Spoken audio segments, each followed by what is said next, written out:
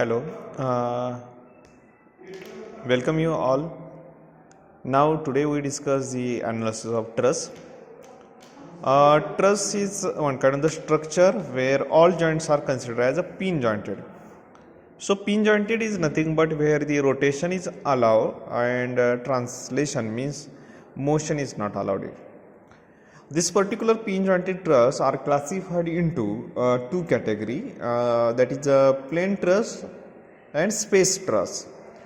Plane truss where you consider the two dimensions, and in the case of the space truss we consider the three dimension for analysis.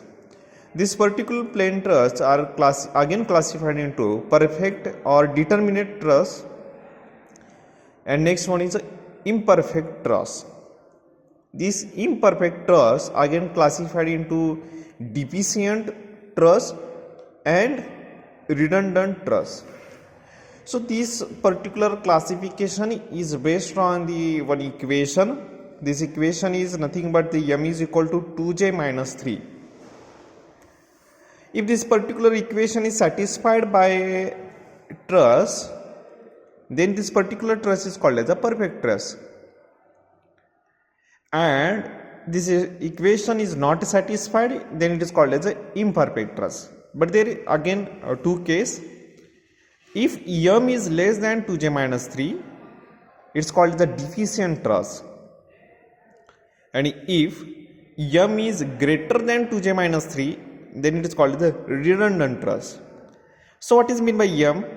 M is nothing but the number of members in the truss, and J is nothing but the number of joints. Okay, so what is the assumption of the truss analysis? So there is a certain assumption when you analyze the truss. The self weight of the truss it should be neglected.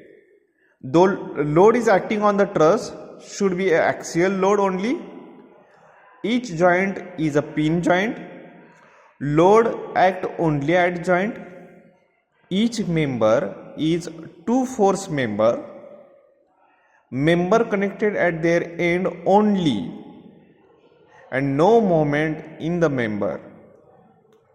These are the certain assumptions we have to consider when the analysis of the truss. Now we focus our main topic, that is Castigliano's first theorem.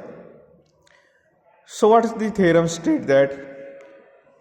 It states that, or we can say that what is the relevance of this particular theorem? It is related to the joint displacement or deflection of joint. So what is the statement? The statement is that if you represent the total strain,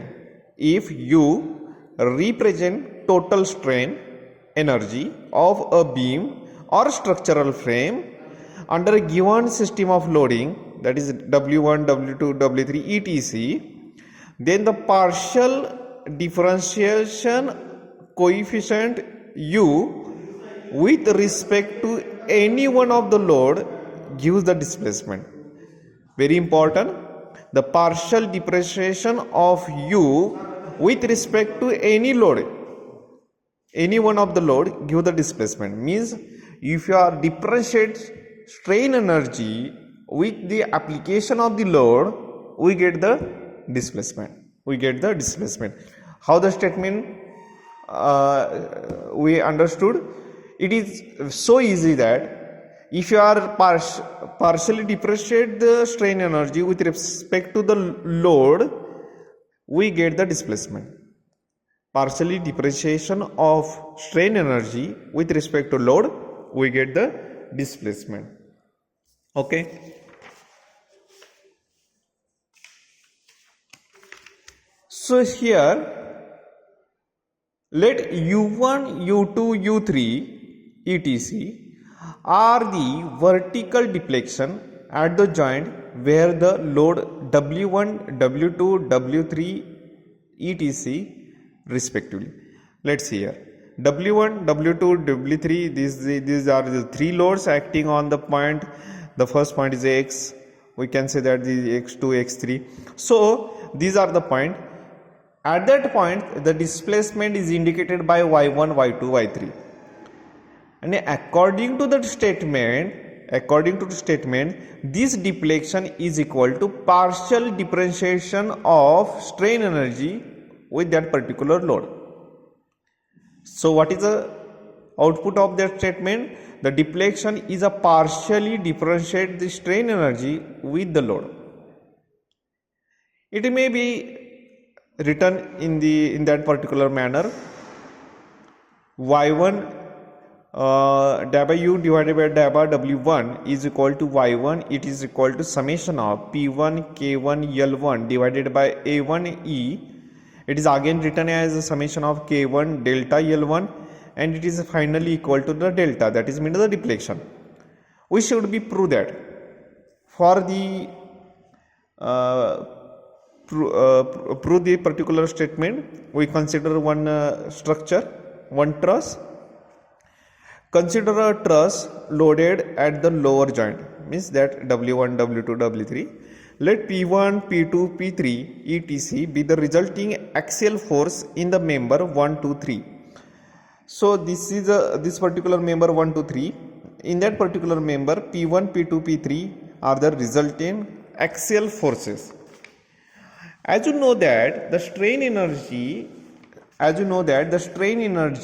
is equal to P square L divided by twice of AE. Of course, all of you know that the strain energy is equal to P square L divided by 2AE. The total strain energy indicated by capital U of the entire frame will therefore be U is equal to 1 upon 2E summation of P1 square L divided by A1. If you require the deflection at joint X, here, if you require the deflection at point X, where W acts, so what is the steps? Instead of W or remove the W, apply unit load in that direction of W. Means that at the point of X where the W1 is acting, remove this W1, and instead of that W1 apply unit load. Let K1, K2, K3 etc. be the axial forces in the member 1, 2, 3 etc. due to that unit load. When you remove this W1 and applying the unit load, then the K1, K2, K3 will be your axial forces develop in member 1, 2, 3 etc. If you are doing the partial differentiation to the coefficient of the total strain energy U1 with respect to W1, this particular equation, how we partially differentiate, how will we get the answer? The answer is daba U divided by daba W1 is equal to 1 upon 2E is a constant we kept as it is, summation. We just partially differentiate P1 square, answer is twice of P1, daba P1 divided by daba W1. Again L1 upon A1 is a constant, we kept it is aside. So it is daba U divided by daba W1 is equal to summation of P1, these 2 get cancelled, P1 daba P divided by daba W1 multiply by L1 divided by A1 E. This particular E goes to here. But we know that partially differentiation of the load with respect to W1 is nothing but the rate of change in the P with respect to W1, which is the same as the K1, means it is nothing but the axial force. Rate of change of P with respect to W1 is nothing but the K1, and I just substitute this K1 instead of daba P1 divided by daba W1. The equation will be daba U divided by daba W1 is equal to summation of P1 K1 L1 divided by A1 E. Again it is will become as is equal to summation of P1 K1 L1 divided by A1 E.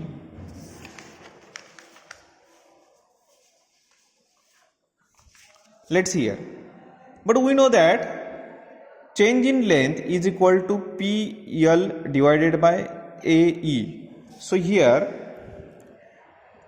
this particular equation where the PL divided by AE, PL divided by AE is nothing but the delta L, is nothing but the delta L, change of length. So if you substitute this here, daba U divided by daba W1 is nothing but the summation of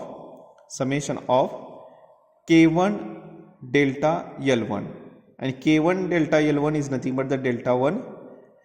Similarly, in the next node, that is daba U divided by daba W2, it will be delta 2.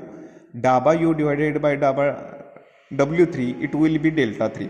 This is a particular proof of Castigliano's theorem. Thank you.